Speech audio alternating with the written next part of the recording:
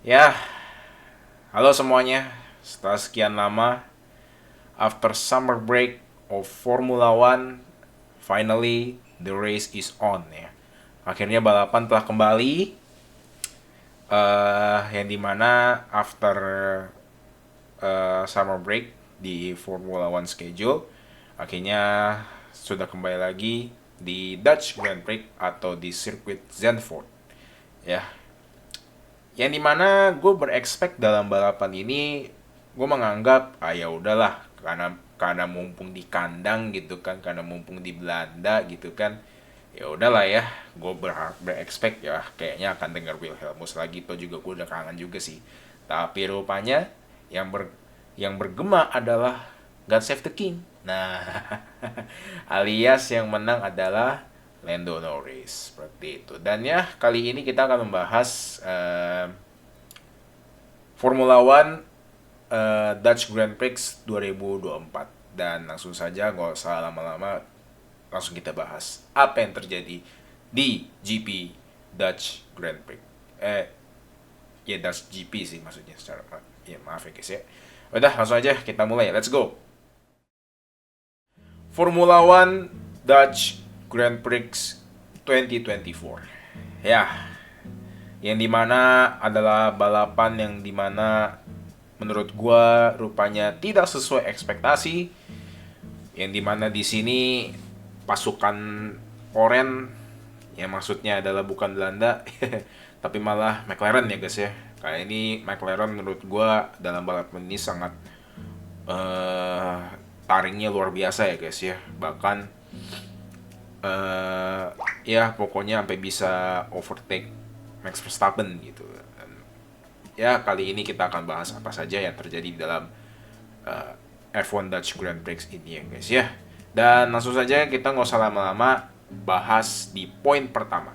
Di poin pertama adalah Lando Norris yang mendapatkan pole position harus mengalami start yang jelek sehingga pada akhirnya disusul oleh Max Verstappen. Ya, kita tahu bahwa di kualifikasi ada beberapa hal yang mengejutkan di mana uh, kita berekspek ya udahlah ya, mumpung di kandang pasti wah Max Verstappen di pole position. Namun rupanya Lando Norris bersama McLaren mampu mendapatkan pole position. Tapi pada akhirnya di balapan di balapannya maksudnya di balapan pada hari Minggu, eh Lando Norris itu memang startnya jelek. Entah kenapa dia, kalau nggak salah, reaction time startnya itu sama dengan Max Verstappen nih kalau nggak salah ya. 0,28 detik. Ya, itu setahu gue ya guys ya. Tapi yang jelas Lando Norris itu entah kenapa menurut gue reactionnya lama banget dibanding Max. Mungkin kalau gue berpendapat kayaknya Lando Norris itu sengaja supaya nanti di lap 2 dia bisa dapet DRS. Seperti itu ya guys ya. Dan ya, lanjut kita ke poin kedua aja ya guys ya. Di poin kedua, di lap kedua yang dimana Lewis Hamilton sempat terjadinya fight dengan Yuki Tsunoda. Walaupun pada akhirnya berhasil kembali direbut posisinya oleh Lewis Hamilton. Kita tahu entah kenapa di Dutch GP ini Lewis itu kayak soft banget gitu rasanya. Karena dia, kalau gue lihat Lewis itu dia dapet cuman di lap 10. Lap 10. Maksudnya P10. Dia dapetnya di P10 doang. Bahkan sampai top 5 pun gak nyampe gitu loh. Dan ini juga terjadi pada Carlos Sainz gitu loh. Carlos Sainz kalau nggak salah juga di under top 5 juga ya kalau nggak salah ya. Tetap masih top 10 menurut gue. Maksud gue masih tetap top 10 tapi nggak nyampe top 5 juga gitu loh. Gitu ya, malah malah yang di top 3 itu George Russell alias Mamang Rusli gitu kan. Yang ada di starting grid gitu, seperti itu. Dan ya walaupun memang akhirnya Lewis Hamilton juga berusaha sebaik mungkin ya tetap nyampe lah, paling nanti ya pokoknya ya intinya dia bisa merebut lah untuk tetap stay di top 10 lah, seperti itu ya guys ya. Dan lanjut, mari kita lanjut ke poin ketiga ya guys ya. Di lap ke-11 ada hal yang mengejutkan bahwa Alpine bisa fight dengan Ferrari. Yang dimana Pierre Gasly versus Carlos Sainz. Ya, jadi memang di lap 11 di Dutch GP ini gue harus tepuk tangan sama Alpine sih, karena akhirnya gue melihat Alpine tuh ada titik terang gitu loh. Alpine tuh ada wah gila, gak nyangka banget gue Alpine ini bisa bisa unjuk gigi gitu loh, maksud gue. Karena dalam satu season ini, wah, dan ini juga gue melihat Alpine itu sebenarnya udah melihat dia di unjuk gigi itu pada di balapan Spa sebenarnya. Memang Alpine itu juga lumayan hebat sih waktu itu. Gak mungkin gara-gara awal mulanya ganti skin ya guys ya, ganti skin Deadpool seperti itu.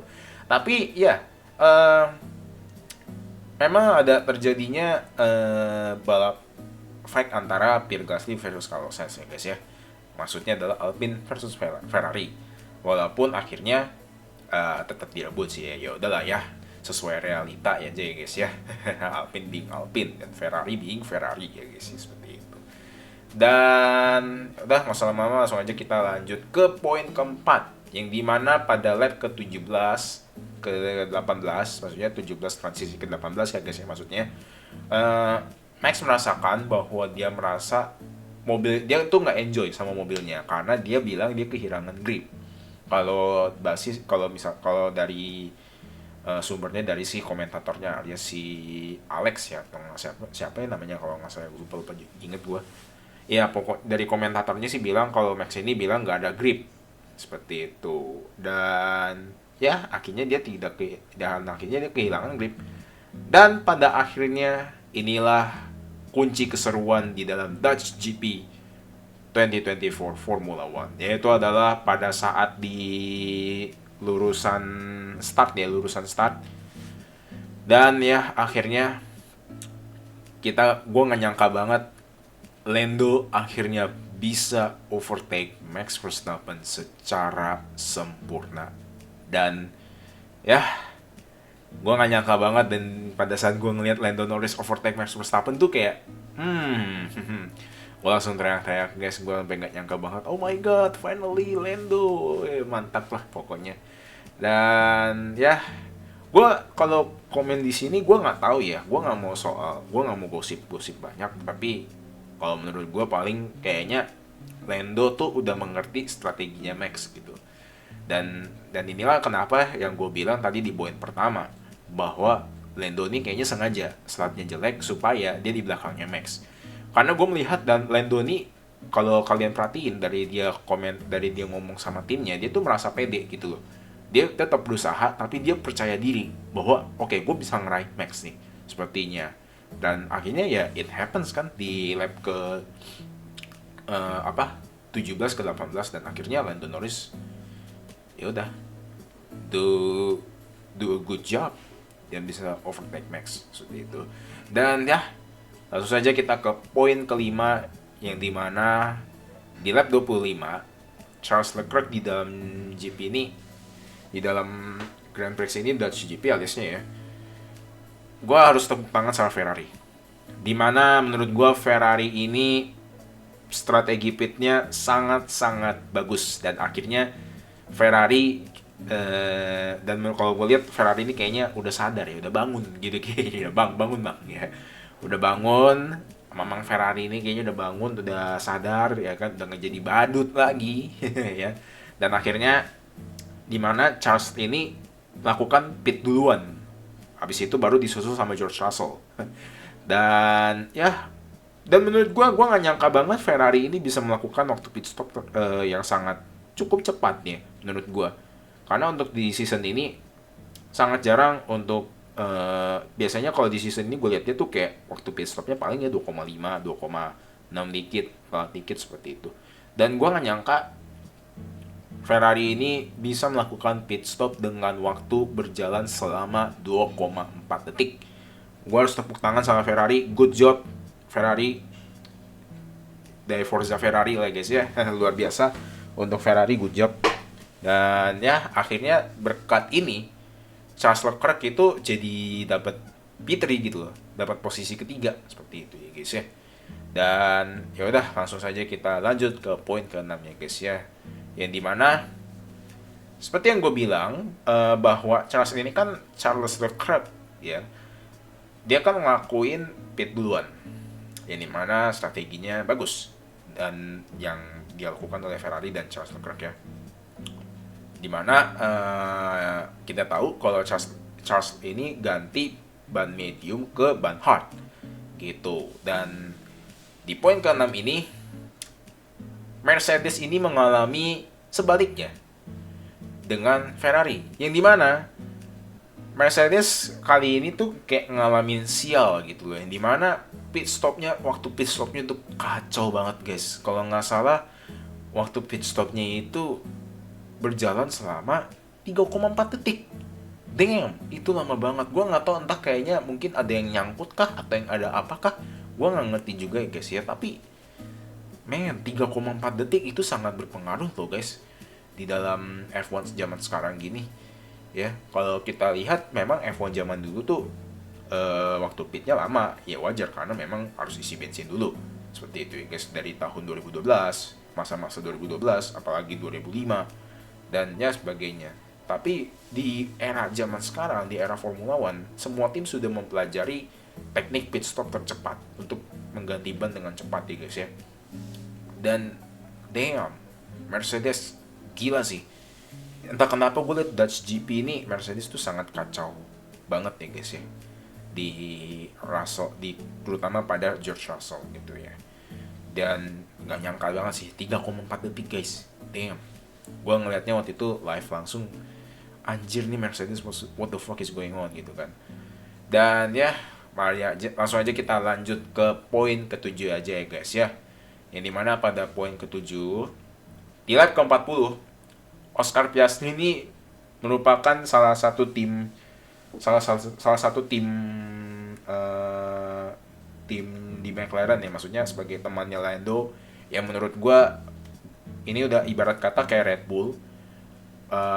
Max Verstappen dan Sergio Perez sangat mendominasi, terutama pada kayak masa-masa seperti Bahrain GP gitu loh, 1-2 gitu. Dan walaupun McLaren ini tidak bisa seperti Red Bull ya, ya ada poin ke-7 ini di lap 40, Oscar ini benar-benar sangat mengerikan sih. Dia tuh kayak bisa menandingi pembalap-pembalap yang papan atas, terutama di era-era top 5 gitu, kayak Max, Norris, Leclerc, Sainz, dan sebagainya gitu loh. Kayak gila banget sih pokoknya. Ya kemudian dan terutama di lap 40 juga, ini juga terjadi juga, yang dimana di lap 40 telah terjadi sebuah musibah kepada Kevin Magnussen di tim Haas.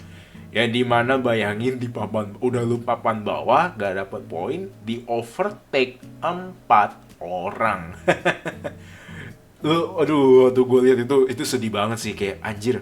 Gue tuh, oh my god, kayak entah kenapa Haas ini parah sih gitu ya, terutama di Kevin Magnussen gitu ya. Dan dimana 2025 sebentar lagi dia akan out gitu kan, sudah diganti lagi gitu loh. Dan ya K-Mag sangat-sangat naas banget di sini, di overtake oleh 4 orang, yaitu ada Albon, Pierre Gasly, Alonso dan Stroll. Maksudnya adalah tim Aston Martin ya guys ya. Sangat-sangat menyedihkan sekali untuk Kevin Magnussen. Mari kita berdoa untuk K-Mag.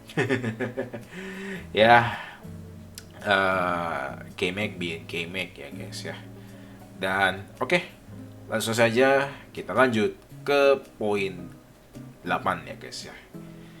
Pada lap ke-48, Oscar Piastri itu sudah siap menyalip Charles Leclerc dengan waktu gap 0,472 detik. Dan Carlos Sainz berhasil overtake Sergio Perez. Memang ini yang tadi gue bahas terutama balik lagi di poin ke-7, kenapa gue bilang Oscar ini sangat-sangat gila banget menurut gue di McLaren ini. Dan kayaknya dia udah belajar banyak banget gitu loh di McLaren ya guys ya. Dan entah kenapa gue bilang ini McLaren sangat gila banget sih menurut gue. Dan apakah akan terjadi, dan gue tuh ada merasa kayaknya di F1 tahun ini akan terjadinya history awaits seperti tahun 2021 ya guys ya. Tapi gue nggak tahu lah, ya, ini cuma pemikiran gue aja dan ya hipotesis gue aja sih seperti itu. Dan ya di leg ke-48 memang Oscar ini sudah gapnya tuh deket banget sama Leclerc, yang dimana Leclerc ini ada posisi ketiga seperti itu. Dan ya Charles Leclerc itu mampu melakukan defensif yang sangat luar biasa. Gue harus tepuk tangan sama Charles Leclerc sih. Dan ya Carlos Sainz juga berhasil overtake Sergio Perez, dan inilah kenapa gue bilang Carlos Sainz itu menurut gue dia luar biasa banget sih. Dari kalau nggak salah dia nggak lolos di Q3, di Q1 ya. Dia nggak lolos Q1 atau Q2 ya, kualifikasi kedua ya. Dia nggak lolos nggak lolos Q3 deh pokoknya, yang gue tahu ya.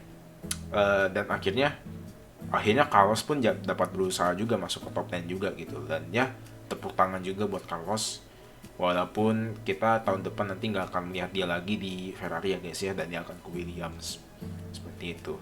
Dan ya udah, langsung saja kita lanjut ke poin ke-9 ya. Seperti yang pada poin ke-6, yang dimana Russell itu pada lap ke-55 mengalami nasib buruk, yang dimana waktu pit stopnya itu berjalan selama 3,4 detik.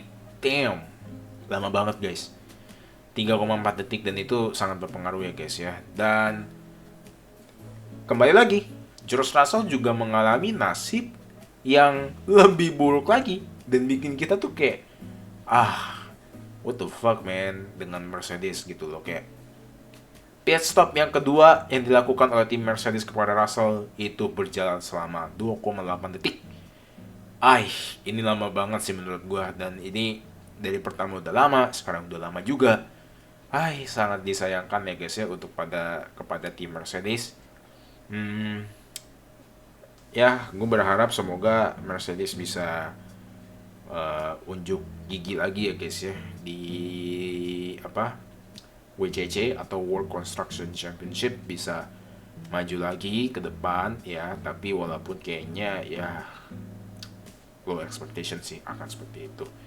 Dan yaudah, langsung aja kita lanjut ke poin 10 ya guys ya. Yang dimana pada poin ke-10 pertama kalinya gue melihat Alpine ini, seperti tadi gue udah bilang ya, Alpine ini memang entah kenapa semenjak dari Spa Alpine ini udah ada cahaya matahari yang bersinar gitu loh. Akhirnya ada kemajuan, ada harapan gitu kan, yang dimana Alpine untungnya masuk top 10 gitu loh, terutama di Piastri ya. Walaupun si Gasly doang, Esteban Ocon ya nggak masuk gitu loh, tapi akhirnya dia bisa overtake Hülkenberg alias Nico Hülkenberg dari P10 ke P9, atau masuk ke top 10 lah yang tadi gue bilang. Dan ya tepuk tangan juga buat Alpine, semangat buat Alpine ya. Walaupun tuh pakai mesin Renault dan kurang mendominasi, dan ya it's okay bro, nggak apa-apa, teruslah upgrade. Gue nggak tahu entah di nanti 2025 mobilnya akan sama juga atau enggak, tapi yang jelas kayaknya menurut gue kayaknya sama sih, walaupun cuman ganti model doang, ganti front wingnya doang yang diganti seperti itu ya guys ya. Dan baru nanti di tahun 2026 udah ganti rombak semua dan ganti new design semua ya guys ya. Semangat buat Alpine, don't give up, you can do this, oke? Dan ya poin ke-11, pada akhirnya Formula One Netherlands or Dutch GP dimenangkan oleh Lando Norris. yang ditambah dengan fastest lap, yaitu waktu lapnya adalah 1 menit 13 detik 817 detik ya guys ya. Alias ya itulah ya, 1 menit 13 detik ya. Gue mohon maaf kalau gue nyebut angka dalam detik, masih ya nggak ngerti juga ya guys ya. Dan ya udah, itu aja sih sebenarnya. Dan ada fun fact juga yang dimana gap antara Lando Norris dengan Max Verstappen, gua nggak nyangka banget ini di kandang Max, tapi Maxnya di overtake sama Lando Norris, dan akhirnya gapnya sampai final lap itu sebanyak 22 detik. Damn, 22 detik guys, gila. Ini udah hampir mirip sama balapan di awal musim Bahrain GP, yang dimana Max itu wah bener-bener gila di Bahrain. Dia sampai nggak bisa disalip sama semua orang, bahkan Sergio Perez pun nggak bisa gitu kan. Bahkan Max itu di gate-nya juga sama 22 detik juga, dan akhirnya Max harus mengalami nasib yang naasnya luar biasa ya. Udah di kandang dia sendiri, di gap, di overtake sama Lando, dan gapnya 22 detik guys. Sangat-sangat gila ya. Sangat-sangat gila banget, dan gue nggak nyangka banget di Dutch GP ini.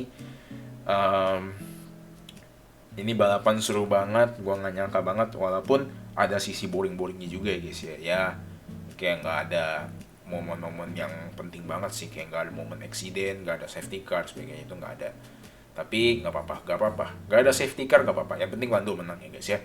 Oke, itu aja sih pembahasan yang bisa gue bahas pada Formula One Netherlands or Dutch Grand Prix 2024 ya guys ya.